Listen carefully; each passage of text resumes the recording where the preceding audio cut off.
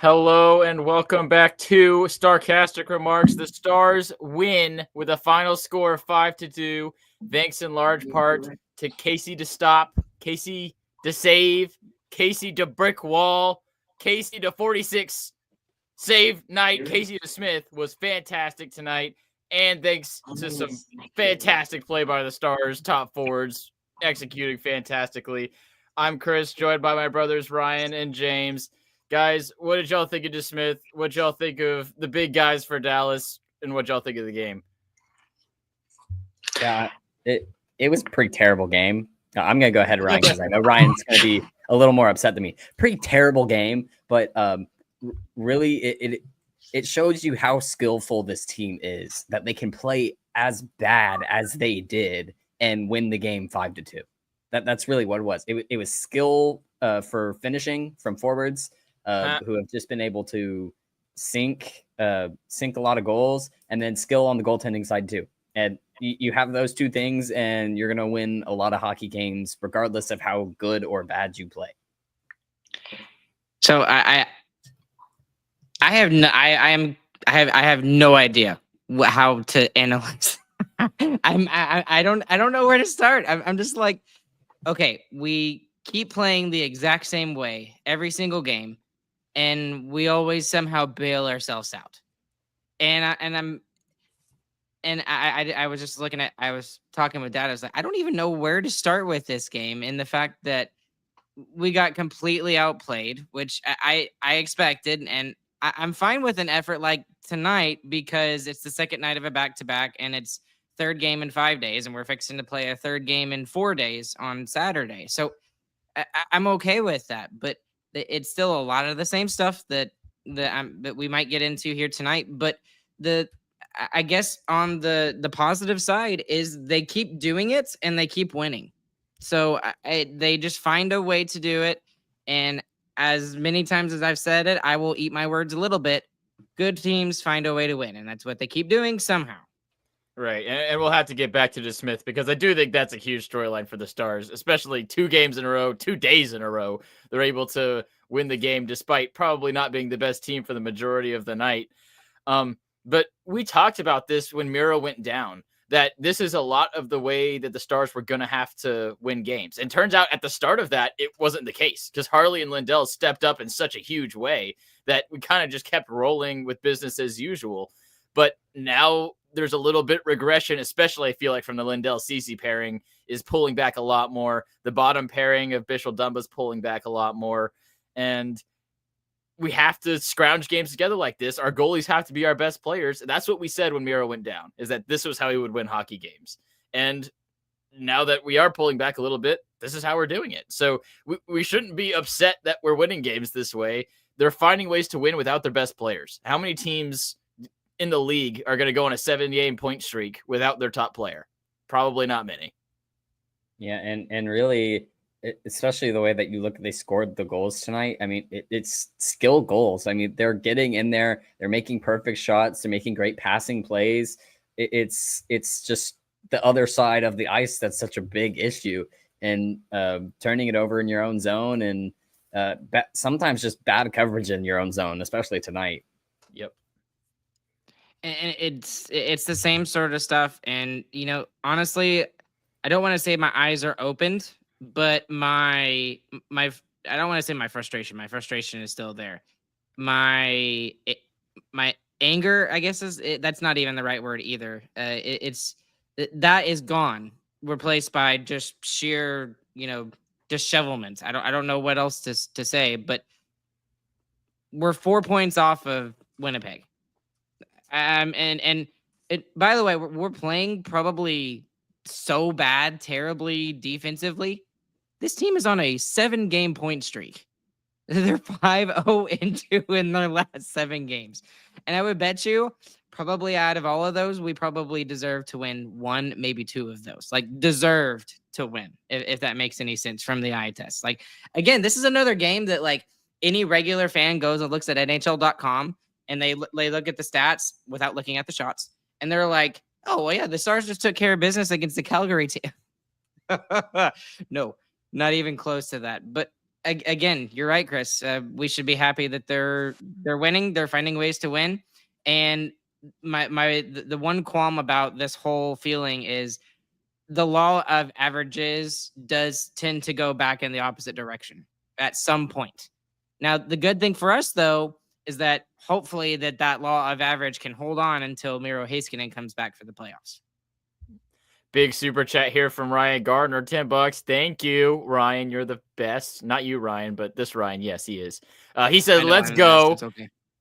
you can get to this winner, but I'm genuinely curious how close Johnston is to being considered a superstar. What are his next steps? Also, hashtag DeWall. I forgot that one. I missed the easiest one in my intro. That's a shame. But anyway, I think Johnston is definitely well on his way. I think to be considered superstar, you're at least a point per game player. And he's dang close to that right now, especially in the second half of the season. But if you're a point per game player for 2, maybe 3 seasons in a row, I think you're a bona fide superstar. Yeah, I think the really important thing with him being a superstar is being able to do it for a full season, because we've seen 2 big stretches from him. Last season, it was in the last half of the season like this. But if you can do that for a full season and you're just easily putting it in, I mean, that kind of shoots you up to that status. Yep, agreed. For me with Wyatt Johnston, he was the guy I've been talking about for almost all season, being the guy that needs to be the elite player. I mean, before we got Mikko Rantanen, he was the guy I was talking about that needs to be that next guy. He's going to be the next captain of this team. I have no doubt in my mind that when Ben is done, he will be the next captain. And then he pulls off a play like that today. Yeah, that was disgusting. It was 1v4. 1v4. Yep. He gets the original shot off, and he looked like the only one on the ice that had enough speed to get there. And he gets his own rebound and puts it away. It wasn't Yeah, it wasn't even just like a little shot either. It's not like he just like shoved it under the pad or something. Like, it was an elevated, good shot, and Wolf looked in position for the shot. That was the other thing. Yeah, like he was. He made the save. he is well on his way to being a superstar. Now, the step that he needs to take now is coming up, and if he can solidify himself as one of the best players in the playoffs this upcoming postseason, I mean, he's going to be talked about in the same circles as Ottinger. Everyone talks about how amazing Ottinger is, and most people's views are skewed by that Calgary series. So if Johnston can do something like that, that can move all of that talk in his direction, and he can be talked about the next superstar here in the NHL. And I really want to get back to the goal that he had in this game, because that was the biggest turning point of the game for me, for the Stars. Yep. I mean, they were drowning up until that point in the second period, and no one was able to get anything done. And Johnston runs in and does that, and it gives the Star enough energy to push and get another one too. And it was dead silent in the Saddledome after that. I mean, it was crickets. Yep. Also, Saddledome, terrible name for an arena. It's not a dome. It's like a paraboloid. That's so dumb. It's not a dome. Saddle. That's so nerdy that you even know what that is. I didn't even. I think I said the wrong wrong thing. It's a Pringle shape. It's not a dome. Domes are circles. There you go. Anyway, Loch Ness Monster with a couple of good comments here. Glad we locked him up. And Segi's contract will be off the books by the time he's ready for another extension. So yeah, that was not by accident, I don't think, by Jim Nill's part. So absolutely good comment, Ryan, getting us on that one to talk about Johnston. The next thing was just the Stars' best players really took over this game. Like, yes, the Stars, for a large part, were outplayed on the forecheck, weren't able to stay in the offensive zone as much. But when the Stars' best players got the chances, they scored them every time. And that was so important, especially in a game like tonight on a back-to-back. When you're playing a game in the second night of a back-to-back, and this team, I mean, you remember the years, and maybe I'm dating myself, that like we would never win on the second night of a back-to-back. We always chalked it up, oh, that's an automatic loss. Didn't matter who it was. It could have been the worst team in the NHL, and we just, it doesn't matter. Stars can't play on the second night. They're 8-2 this season. I think it's and that's 9 been 8 now. 9-2. No. Well, they were 7-2. Now they're 8-2 with the wins tonight. But and that's been a consistent thing over the last couple of years. And it's, again, probably like we all were talking about in the chat with the family, it's just they've got so much ridiculous amount of skill. And when you have that, you can rely upon that when you're dead dog tired. And I think the key word on the second nights of back-to-back is goaltending and counterattack. I mean, you even if you get like one or two opportunities and you put them away, sometimes that's all you need. Yep. And according to a tweet from Bruce Levine, all 8 of those wins on the second night of back-to-back, Casey DeSmith has been in a net. I mean, he's been absolutely massive for the Stars. And he's That's also ridiculous. 11-2-1 since December 1st. I mean, absolutely fantastic by DeSmith. I mean, and we have this guy locked up for another 2 more years after this for $1 million a year. I mean, I know we all loved Wedgie, but that's a masterclass. It really is. I'm just shocked that he was able to go out there and get a goaltender like this at that price point. Like, we were all upset when Wedgie left, not just because he was a great goaltender, but like he was consistently giving us decent goaltending where we were able to, win games. I mean, DeSmith is stealing them. Like, I would love to go back and look at those 8 wins and see how many times the Stars were doubled up in shots, and or at least tripled up in shot attempts. Like, I would not be surprised if more than half of those wins were like that. The back-to-back. That's another good one. That's a good one. There's too many. It's too easy with that last name. All right. And then the top line. I mean, the past 2 games, especially ever since Rantanen got hit in the face, it looks way better. I mean, just the aggression in the zone and just getting passes where your teammate's going to be. The top line looks like it's clicked, and that's going to be massive for the Stars, especially if they have to play a playoff series without Miro. And I think the really big thing that has made that happen is just Robo and Rope playing like they were before. I mean, they're playing connected, and now Rantanen's finally catching up to it. And this game, he was a huge part of it. I mean, he just slides one to Hintz right in the slot without even thinking. I mean, that was reactionary almost. And then his goal that he has is just it's a rebound that Hintz and Robertson made by themselves, essentially. Yep. I mean, that was a beautiful saucer by Robertson on that pass. Crazy. By the way, that was gross. And Rantanen just comes in and cleans up, and that's all you need from him. I mean, that's when you have such a good duo as Rope and Robo have been, especially recently. You just need someone to mop up the rest of it. I don't even necessarily think it's Rantanen trying to catch up to those 2 guys, because I think he could very easily catch up to those 2 guys, because look at who he was playing with in Colorado. Again, it's just, great patience by Pete DeBoer. I mean, he said he was going to give this group some time, these 3 guys, to try and figure it out. And today that pays off. Because honestly, without as good as Casey DeSmith was tonight, and he absolutely saved the bacon of the Stars today, if he can't score goals. So that top line, keeping them together, being very patient. And even I was talking about, well, what if you do this and move this and move Rantanen down and try him with Duchesne? It's again, this is why we don't get paid the big bucks to be coaches. Yeah, I don't think James meant the speed. I think he more so meant like figuring each other out more than anything. I know. People would misconstrue what he was saying. Though, I understood it. I understood what he's saying. I think I lost my thought. Oh well. Okay. Don't you hate what happened? We'll move along then. I've been keeping it pretty positive, but I'm going to switch it a little bit now.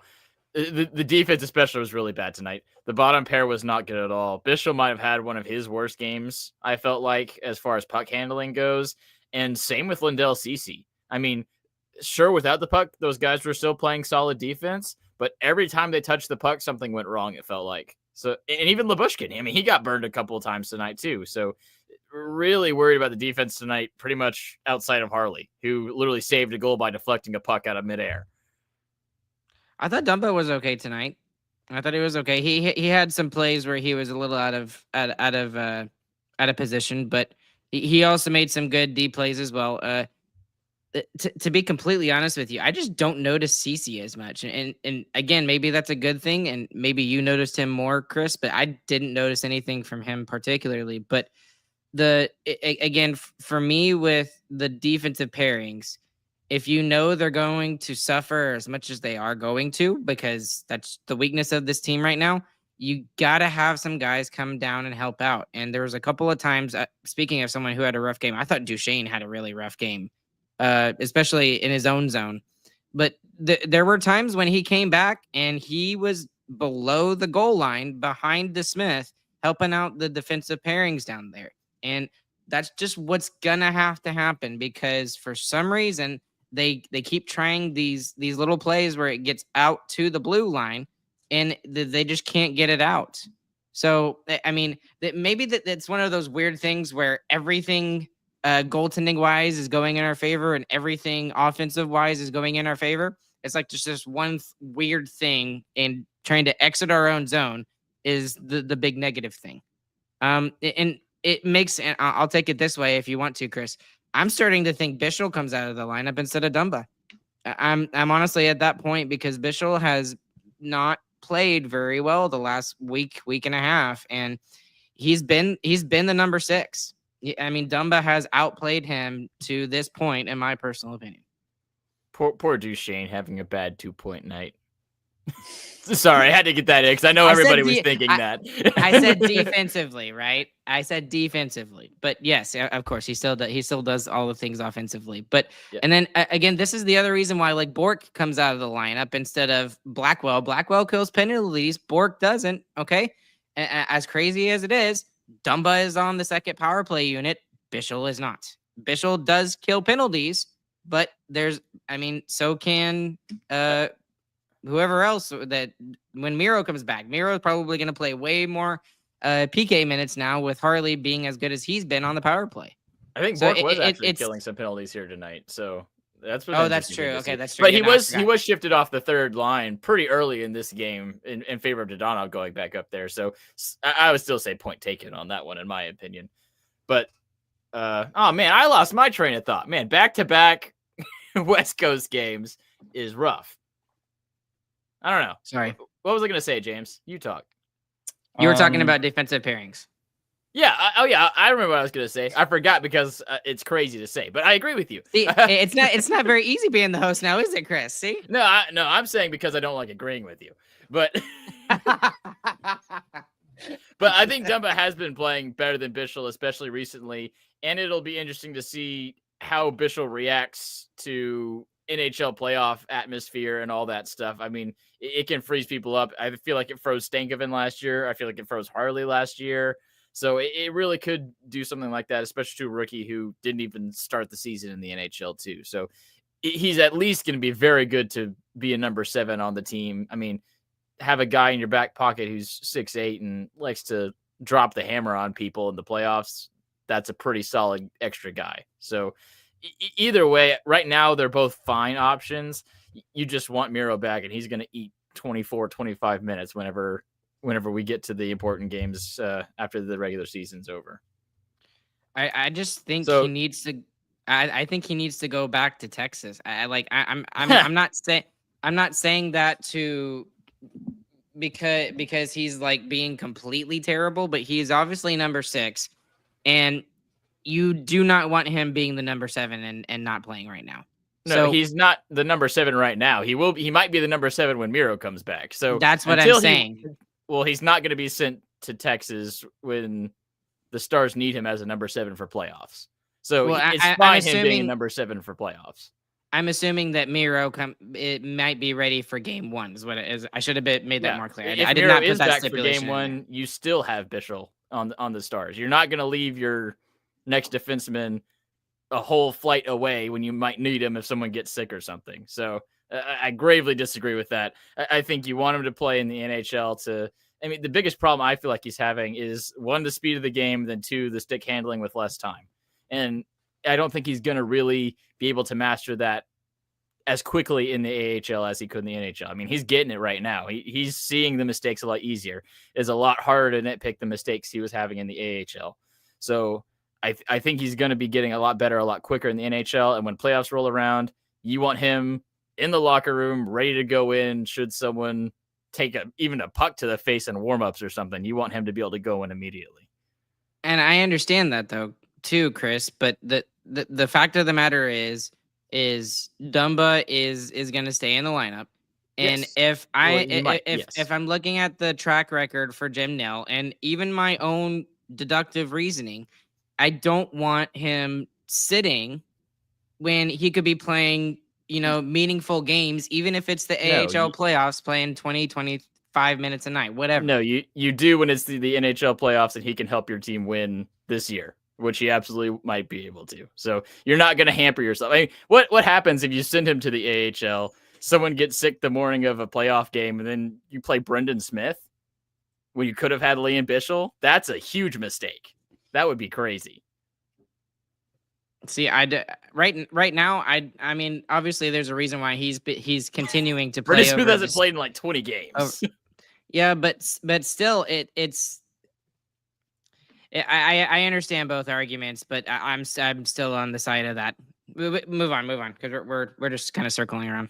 Whatever else you want to do. Biggest winner, biggest loser.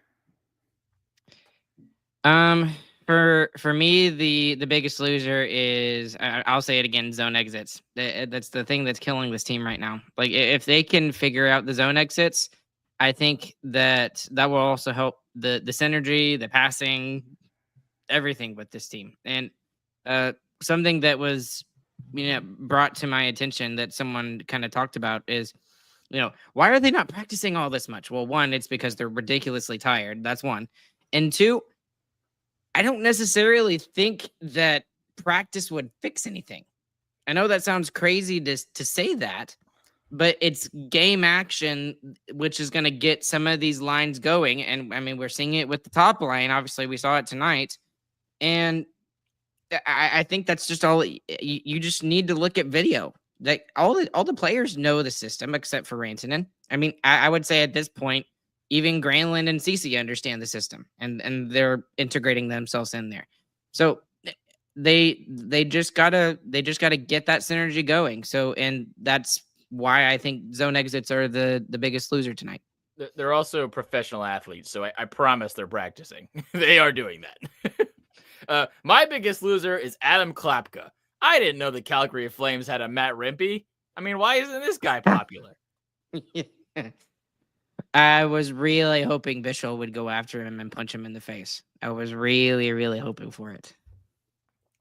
My biggest loser is it's gonna be Zari. I'm surprised we didn't talk about it earlier, but it's a pretty nasty tie up with Rantanen late in that one. Rantanen toe picks, goes into him, and he folds over backwards and is instantly holding his knee, is what it looked like. That's a really tough one, especially when your team is pushing for a playoff spot. You hate to see that. The dude's really talented. He always has great games against the Stars, especially. That one looked pretty. That one looked pretty bad. Yep. I'm still okay because absolutely he's great. He's an awesome player. And I don't know if you guys are like this, but I can't watch replays. No, I can't watch that stuff. Like when I see the play happen in real time, and then they all of a sudden, oh my goodness, and I'm just like, nope, turn and look away. I can't do it. I think it looks so painful, and I really hope Connor Zary is okay. Yep.